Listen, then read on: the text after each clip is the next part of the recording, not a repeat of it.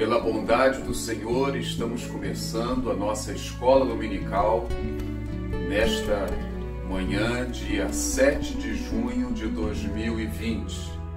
E eu convido a você a se aquietar para juntos orarmos e suplicarmos a bênção do Senhor. Vamos orar? Feche seus olhos e ore comigo. Senhor, eu quero te agradecer pela manhã deste dia. Esta manhã é um presente do Senhor para todos nós. E obrigado, Senhor, porque através desses canais da internet nós podemos nos sentar em torno da Tua Palavra. A Tua Palavra, Senhor, que é lâmpada para os nossos pés, que é luz para os nossos caminhos. Nós queremos rogar, ó Deus, a mediação do Espírito Santo em nossas vidas. Vem abrir, ó Deus, as nossas mentes, vem abrir os nossos corações. Venha, Senhor, assim nos conduzir aos pastos verdejantes do Senhor, de modo, Senhor, que sejamos despertados, consolados, alertados. O Senhor conhece, Pai, o coração de cada pessoa que nos assiste nesta hora. E nós rogamos que o Senhor visite a cada coração, que o Senhor faça maravilhas nesta manhã. Somos totalmente dependentes de Ti. Ouve a nossa oração, no nome de Jesus. Amém. Amém.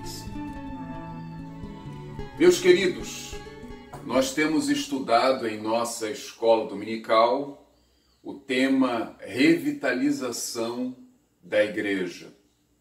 E a cada semana nós temos abordado um aspecto desta revitalização. Hoje nós vamos estar abordando um tema muito importante. Nós estamos na lição de número 10 e o tema dessa lição é a dinâmica do discipulado. Em nosso último boletim informativo que saiu esta semana e é um boletim mensal, eu preparei um artigo sobre discipulado, pois já estava até mesmo preparando esta lição. E eu fiz ali uma afirmação. A afirmação que fiz no boletim é a seguinte: a falta de um discipulado genuíno constitui-se na maior fraqueza do cristianismo evangélico da atualidade. Vou repetir. A falta de um discipulado genuíno constitui-se na maior fraqueza do cristianismo evangélico da atualidade. Por quê? Por que a igreja tem sido faltosa na prática do discipulado, uma vez que esta é a missão da igreja? Lá em Mateus 28:19, o Senhor ordenou: fazei discípulos de todas as nações. E nós temos sido faltosos pelas seguintes razões. Em primeiro lugar, porque nós temos nos dedicado quase que exclusivamente ao ensino formal, como a pregação pública e o ensino em classes de escola dominical ou aqueles encontros familiares. Tudo isso é importante, tudo isso tem o seu lugar, mas é apenas parte do trabalho. Discipulado envolve relacionamentos. Então não é você simplesmente ensinar publicamente, mas é você dar atenção no particular. Quando nós estudamos o ministério do nosso Senhor e Salvador Jesus Cristo, nós podemos constatar que ele se reportava às multidões. Ele pregava a auditórios grandes, mas ele também dedicava boa parte do seu tempo ao ensino dos seus discípulos. Havia convivência. E, na verdade, Jesus passou mais tempo cuidando, conversando com pessoas, do que fazendo qualquer outra coisa.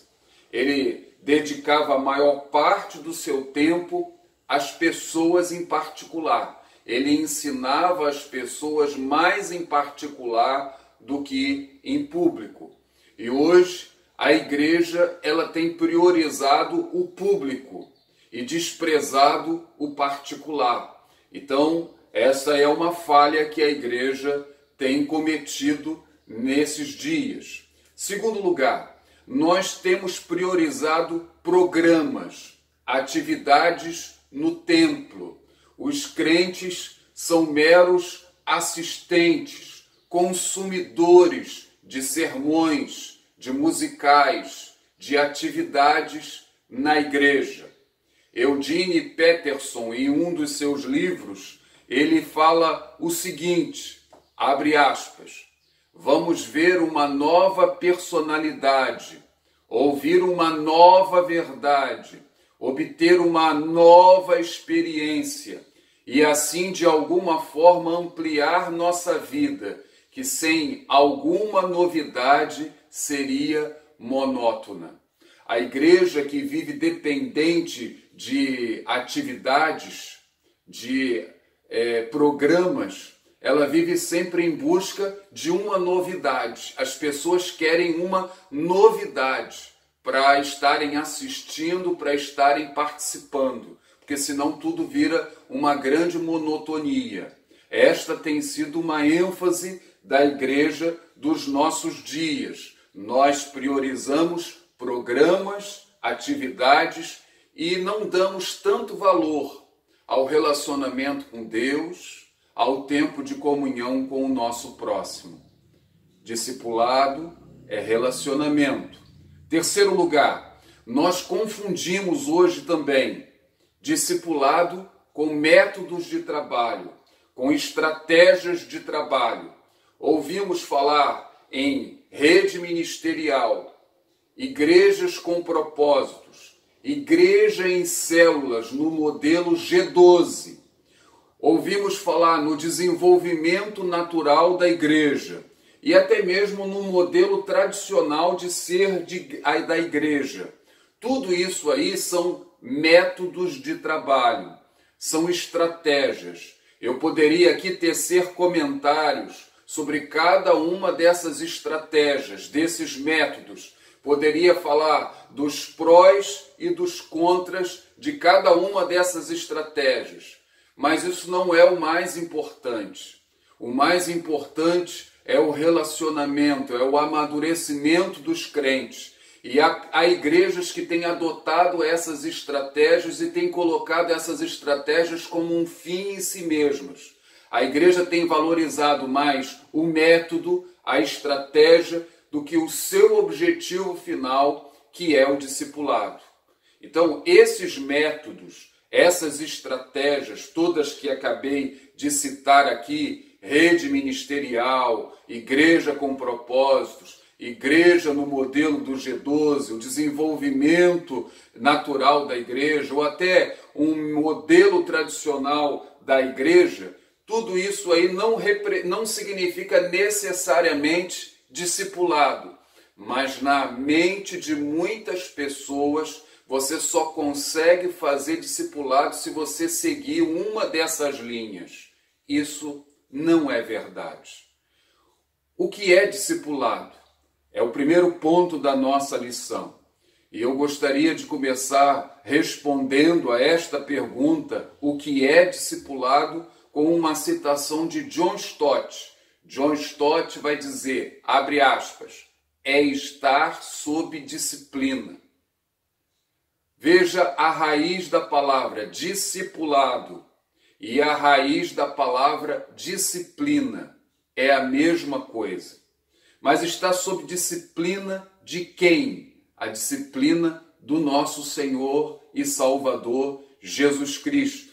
Ele, quando nos faz o convite para segui-lo, lá em Mateus capítulo 11, verso 29, ele vai dizer, tomai sobre vós o meu jugo e aprendei de mim, porque sou manso e humilde de coração, e achareis descanso para a vossa alma. Esse foi o texto básico da nossa reflexão lá no boletim informativo. O que significa tomar o jugo?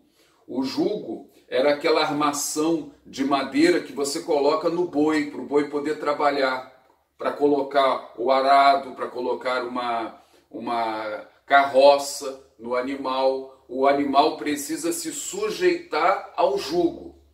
E quando Jesus nos faz o convite para nós irmos até Ele, vinde a mim todos vós que estáis cansados e sobrecarregados, e eu vos aliviarei. Todos nós gostamos dessa ênfase, mas esquecemos do que vem logo após. Ele vai nos falar que nós precisamos tomar o jugo dele.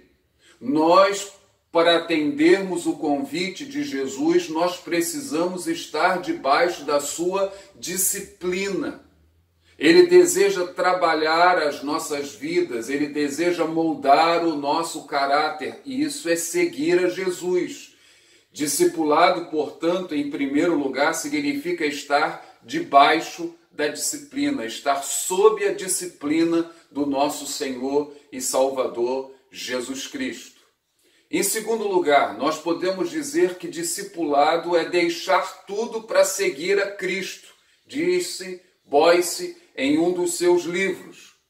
É deixar tudo para seguir a Cristo. No Evangelho de Lucas, no capítulo 9, verso 23, assim está registrado: dizia a todos: se alguém quer vir após mim, a si mesmo se negue, dia a dia, tome a sua cruz e siga-me. Se alguém deseja seguir a Jesus, esta pessoa precisa negar a si mesma. Ela precisa colocar o Senhor Jesus em primeiro lugar na sua vida. Ela vai dizer não para muita coisa do coração dela e vai dizer sim para Jesus. Então você vai abrir mão de muita coisa, você vai abrir mão de interesses, de desejos, que você vai ver que são contrários à vontade de Deus, e você vai colocar o Senhor em primeiro lugar. Então é deixar tudo para seguir ao nosso Senhor e Salvador Jesus Cristo. Seria uma segunda definição para discipulado. Uma terceira definição para discipulado é gerar filhos em Cristo Jesus. É gerar filhos em Cristo Jesus. É uma afirmação do pastor Josué Martins, da Missão Avante. 1 aos Coríntios, capítulo 4, verso 15, o apóstolo Paulo vai assim falar aos crentes da igreja de Corinto: porque ainda que tivéssemos milhares de preceptores em Cristo, não terias, contudo, muitos pais, pois eu, pelo Evangelho, vos gerei em Cristo Jesus. O que o apóstolo Paulo está falando para a igreja aqui? Que eles poderiam ter tido até muitos professores, instrutores em Cristo, mas não muitos pais. E ele vai afirmar no final: pois eu, pelo Evangelho, vos gerei em Cristo. E é nessa frase final aí que eu quero me ater. Pelo Evangelho eu vos gerei em Cristo Jesus. O que é discipulado? Discipulado é gerar filhos. É você ter sido alcançado pela graça de Deus e você vai gerar filhos em Cristo Jesus. Pergunto para você que me assiste nessa manhã: você tem gerado filhos para Jesus? Não? Então me perdoe, mas eu preciso dizer que há algo de errado com a sua vida. Há algo de errado com a sua caminhada cristã.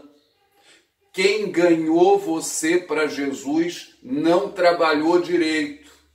Porque quando a gente para refletir sobre o que é o discipulado ele pode se assemelhar ao ciclo normal da vida. Você nasce, você cresce, você chega à maturidade e você se reproduz e por último você morre.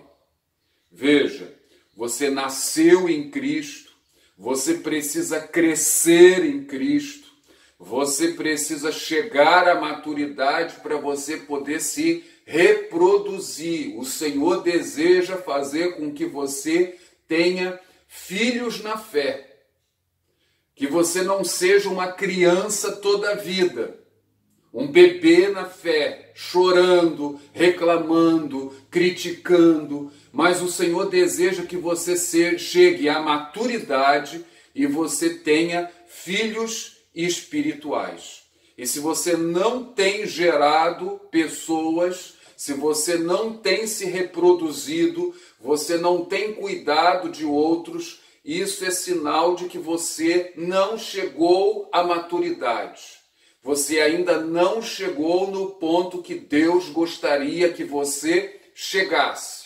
E a lição de hoje, que tem como pano de fundo revitalização, tem como propósito trazer despertamento espiritual. O Senhor deseja usar você.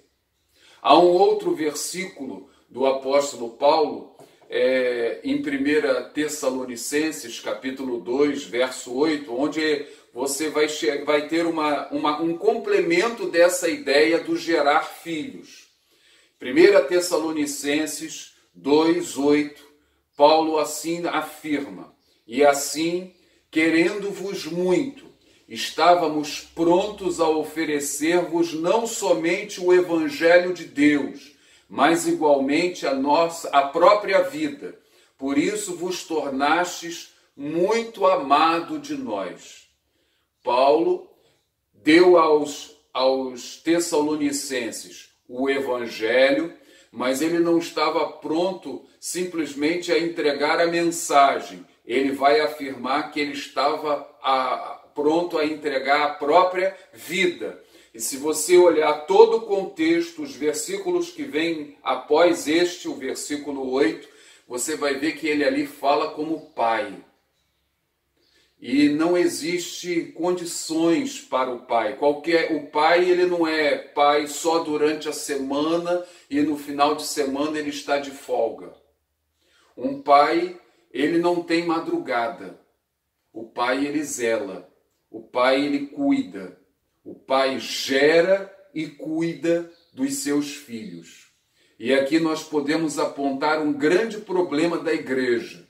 Um problema que nós constatamos na nossa sociedade e do ponto de vista espiritual nós também podemos constatar no meio da igreja.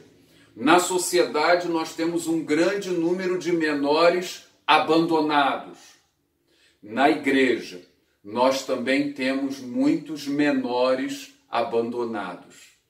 Quem são os menores abandonados? São aqueles que foram gerados em Cristo, mas não chegaram à maturidade, foram abandonados por aqueles que ganharam. São pessoas que, além de não terem chegado à maturidade, eles não conseguem discernir entre aquilo que é o falso e aquilo que é o verdadeiro, entre aquilo que é a igreja falsa e a igreja verdadeira. Ele não consegue discernir quem é o lobo e quem é o pastor. Nós vivemos hoje um tempo assim, onde há muitas crianças, há muitos menores abandonados e pessoas que correm de um lado, que correm para o outro, pessoas que se deixam levar por qualquer vento de doutrina. E vivemos um tempo onde há muitos lobos. Com detalhe, os lobos, eles estão interessados nos bens das ovelhas. E o pastor é aquele que está interessado no bem da ovelha. Então, se você for cuidadoso, se você for maduro, você vai poder constatar que há muitos que estão interessados nos bens, e poucos que estão interessados no bem-estar das ovelhas. Agora, por que as pessoas não conseguem discernir essas coisas? porque ainda são infantes, ainda não chegaram à maturidade. E houve aí uma falha no processo do discipulado. Então nós temos visto aqui o que é o discipulado. É o primeiro ponto da nossa lição. No segundo ponto da nossa lição, nós vamos estar abordando exemplos do discipulado no Antigo Testamento.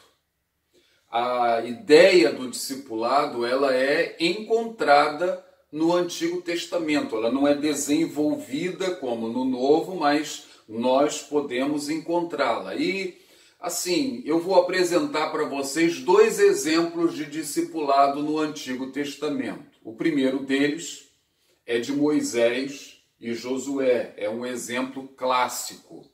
Vamos ver alguns versículos do texto de Êxodo. Primeiramente, Êxodo capítulo 33, verso 11. Assim está registrado. Falava o Senhor a Moisés face a face, como qualquer fala a seu amigo. Então voltava Moisés para o arraial, porém o moço Josué, seu servidor, filho de Num, não se apartava da tenda. Moisés, ele tinha uma prática, era um homem de oração, e ele tinha ali a tendazinha dele de oração, e o texto de Êxodo nos conta que ele pegava a sua tenda, ele saía do arraial, ele ia para fora do acampamento dos israelitas, montava ali a sua tenda com o propósito de orar ao Senhor, buscava Deus ali naquela tenda. E a Escritura fala aqui de Josué, era um moço ainda, ele era o servo de Moisés e ele não se apartava da tenda, ele andava com Moisés, ele aprendia com Moisés, ele era testemunha de algumas experiências de Moisés, ou seja, ele era um discípulo de Moisés. Segundo versículo de Êxodo que podemos salientar aqui a relação de Moisés e Josué. Capítulo 24, verso 13, assim está registrado. Levantou-se Moisés com Josué, seu servidor, e subindo ao monte de Deus, Moisés se levantando, junto com o seu discípulo, Josué, o seu servidor, e os dois vão aonde? Eles vão subirem ao monte. Ok? Então notem, é Moisés acompanhado do seu discípulo, do seu servo, daquele que se coloca debaixo da sua autoridade. Terceiro versículo, Êxodo 17, 9. Com isto, ordenou Moisés a Josué: escolhe-nos homens, e sai, e peleja contra Amaleque. Amanhã estarei eu no cimo do outeiro, e o bordão de Deus estará na minha mão. O Moisés, ele vai dar uma ordem a Josué. Ordenou Moisés a Josué: eu vou para a oração e você vai para o campo da batalha. Eu vou para a batalha espiritual, na oração, e você vai enfrentar os homens. Eu vou estar numa frente, você vai estar em outra frente. Foi a ordem que Moisés deu a Josué. Por que ele deu essa ordem? Porque Josué era seu discípulo. Então, nós temos aqui um primeiro exemplo de discipulado no Antigo Testamento. Um segundo exemplo que também poderíamos dar de discipulado no Antigo Testamento é o exemplo de Elias e Eliseu. Elias já havia desistido de tudo, o Senhor vai ao seu encontro, restaura a vida dele, diz que ele pensava que já tinha terminado o ministério, mas não tinha, e ele deveria ainda preparar o seu sucessor. E quem era o seu sucessor? Eliseu. E aí no capítulo 19, lá no finalzinho, do verso 19 ao verso 21, nós podemos ler: Partiu, pois, Elias dali e achou a Eliseu, filho de Safate, que andava lavrando 12 juntas de bois adiante dele. Ele estava com a 12ª. Ele passou por ele e lançou o seu manto sobre ele. Então deixou estes os bois, correu após Elias e disse: Deixa-me beijar a meu pai e a minha mãe, e então te seguirei. Elias respondeu-lhe: Vai e volta, pois já sabes o que fiz contigo. Voltou Eliseu de seguir a Elias, tomou a junta de bois e os imolou, e com os aparelhos dos bois cozeu as carnes e as deu ao povo, e comeram. E a parte final do versículo assim diz: Então se dispôs e seguiu a Elias e o servia. Eliseu era um homem ocupado, era um homem do campo. Ele estava arando ali a terra do seu pai, e de repente o profeta Elias chega até ele, coloca o seu manto. É um gesto simbólico. Ele entende o que está acontecendo. Ele pede licença para se despedir da sua casa, dos seus. Ele pega aqueles bois, faz um grande churrasco de despedida. E depois de tudo isso, ele se dispõe a seguir Elias, a servir Elias. Para onde Elias fosse, ele iria também. O que Elias o mandasse fazer, ele faria. Ou seja, ele seria o que? Um discípulo do profeta Elias. Então, notem vocês, há um relacionamento, há uma troca, há um mestre e há um aprendiz. Isso é discipulado. No Antigo Testamento. Em terceiro lugar, quero refletir com vocês sobre discipulado no Novo Testamento.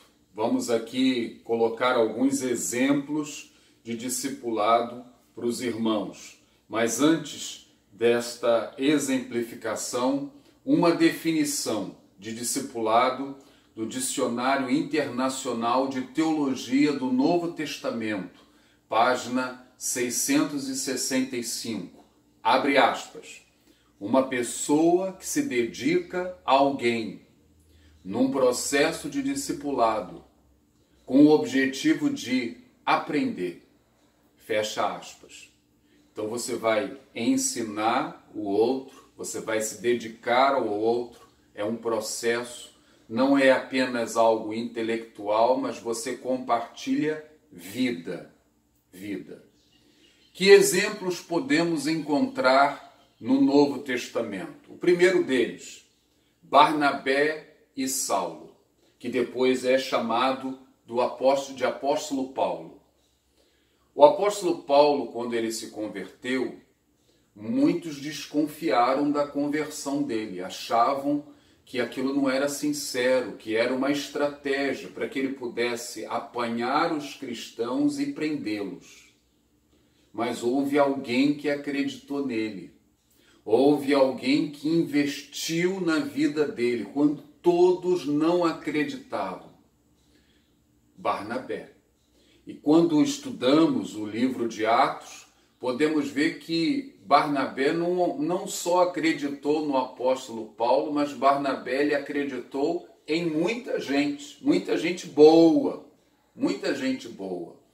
mas focando na vida do apóstolo Paulo. Acompanhem comigo, Atos capítulo 9, versos 26 e 27. Assim está registrado, abre aspas.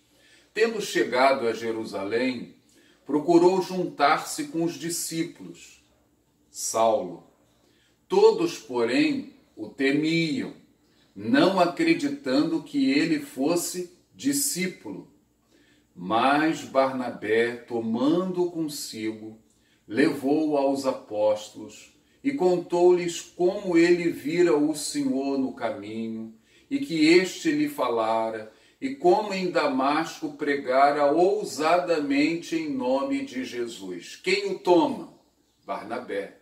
Quem o apresenta aos apóstolos? Barnabé. Barnabé vai investir na vida deste homem.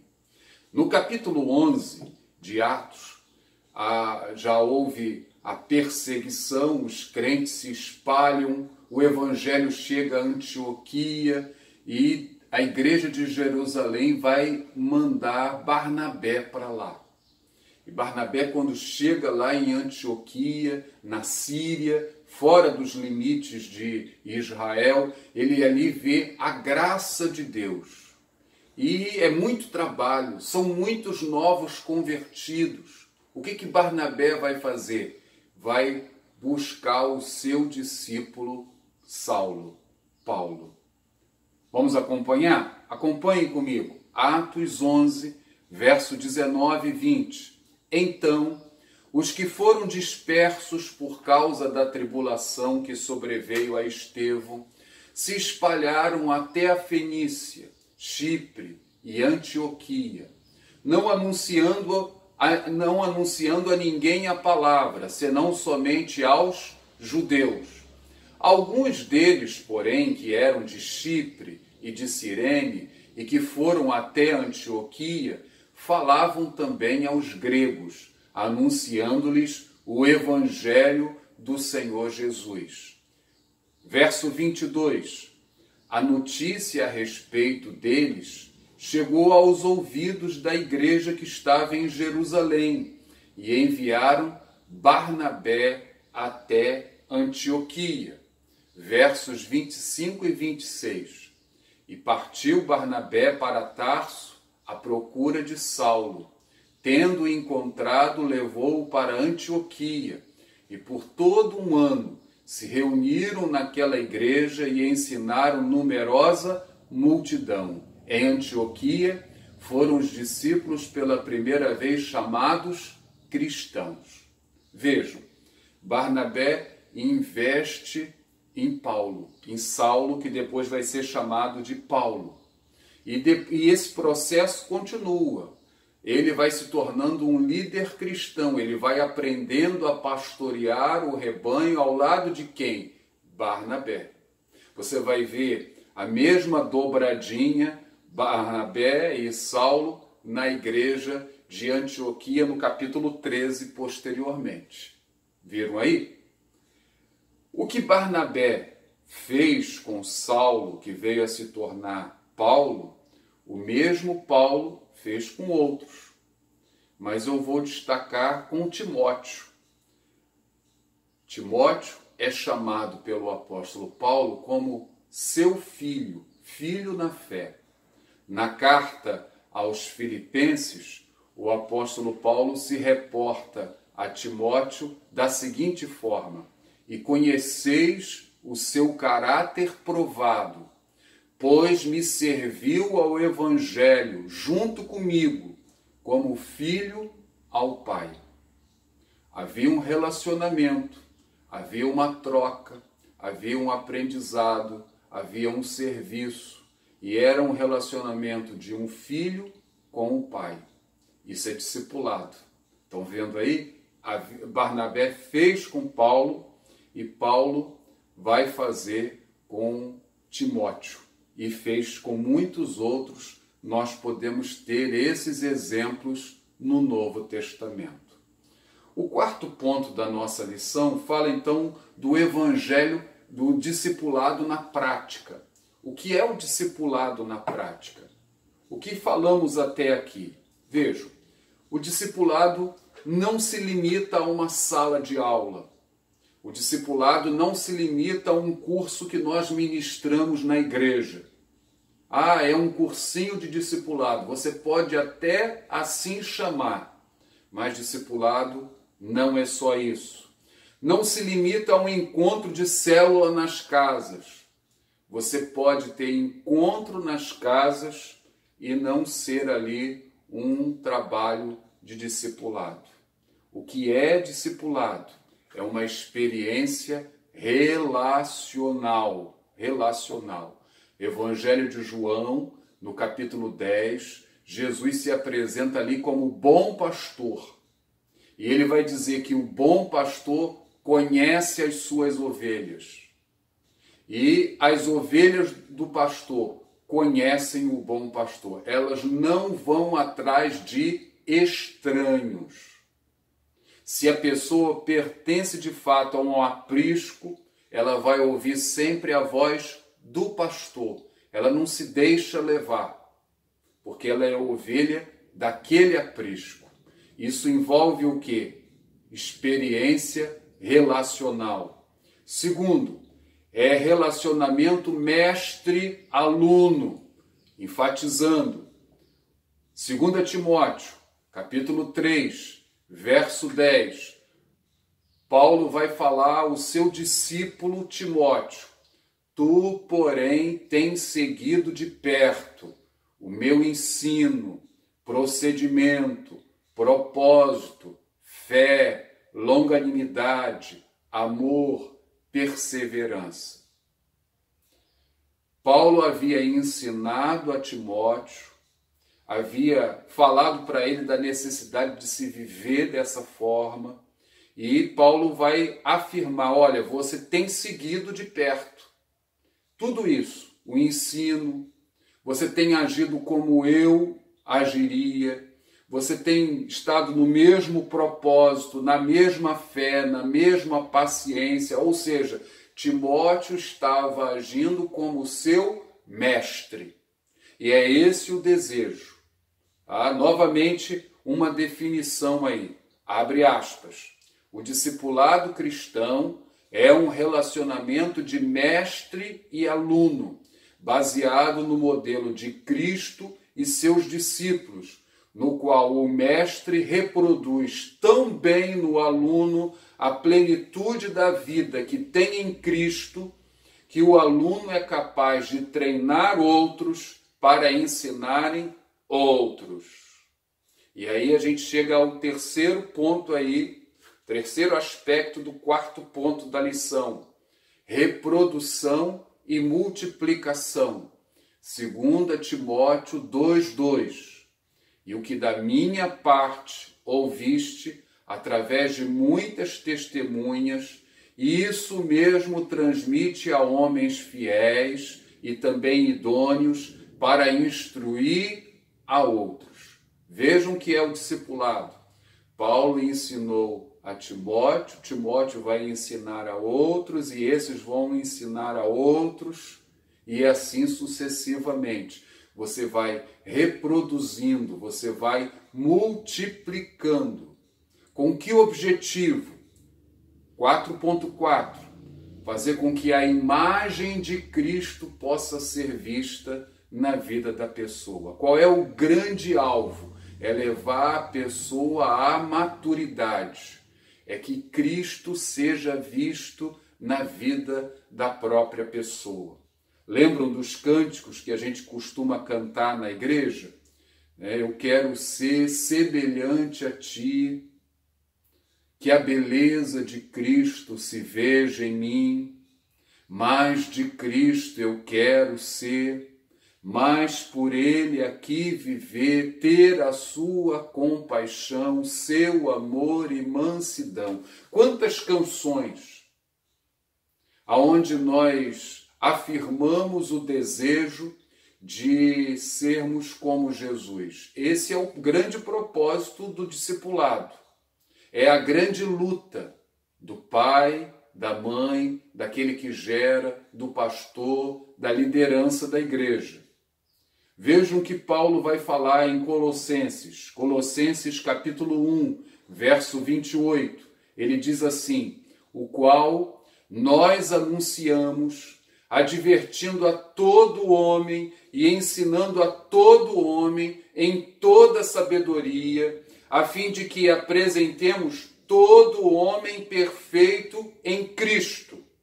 Gravem essa frase aí. A fim de que apresentemos todo homem perfeito em Cristo. Verso 29. Para isso é que eu me afadigo, esforçando-me o mais possível, segundo a sua eficácia que opera eficientemente em mim.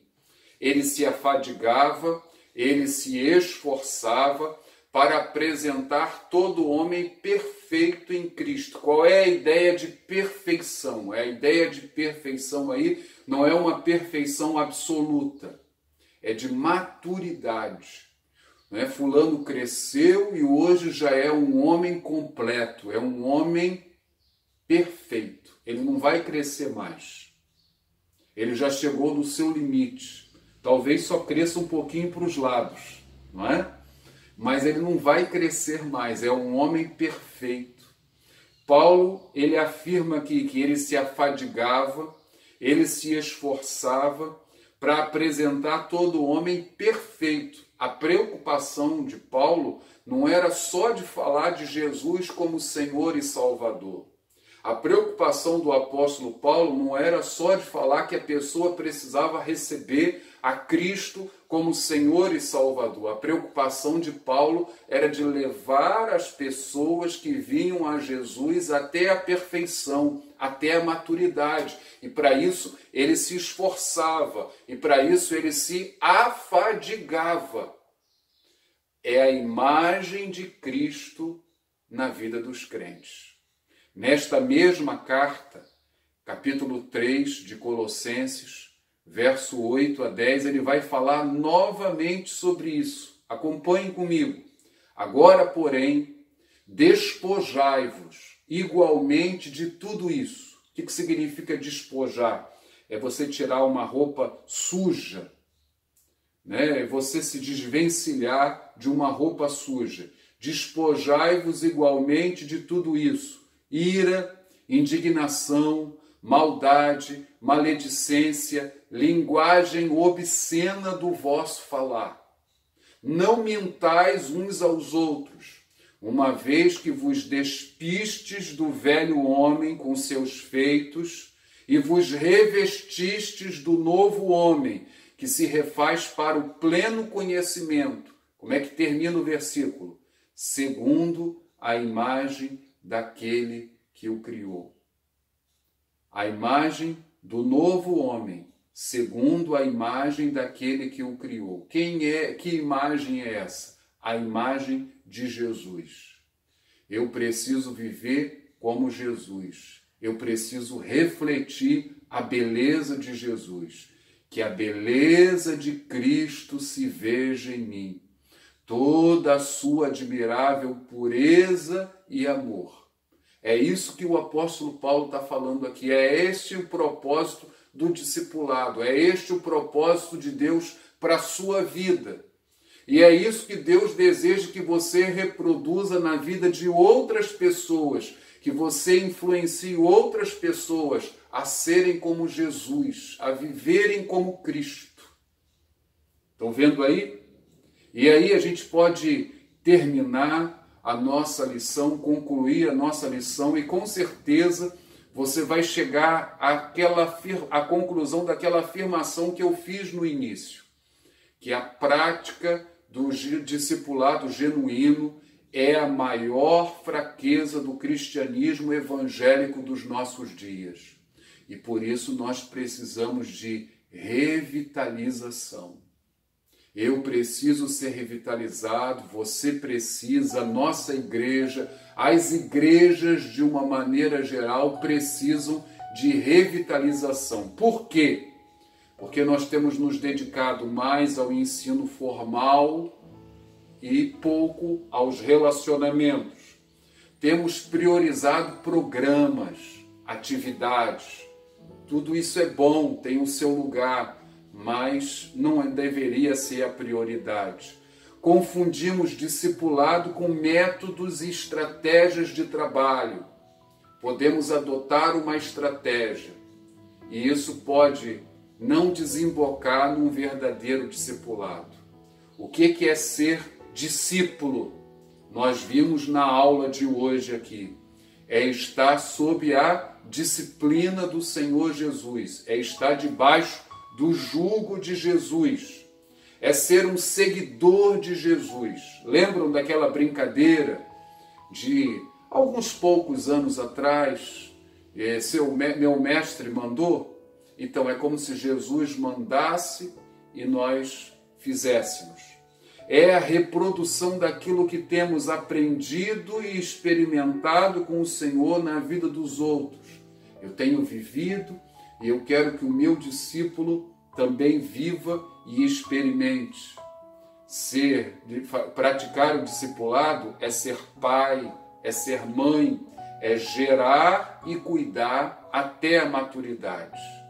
E aí eu pergunto, é esse o cristianismo que você tem vivido? É esta a sua prática cotidiana? É essa prática que o Senhor tem visto na nossa igreja em Campo Redondo? Mas é esse o grande desafio que Ele coloca diante de mim e diante de você. E Ele não deseja que nós apenas saibamos, ouçamos a verdade. Não!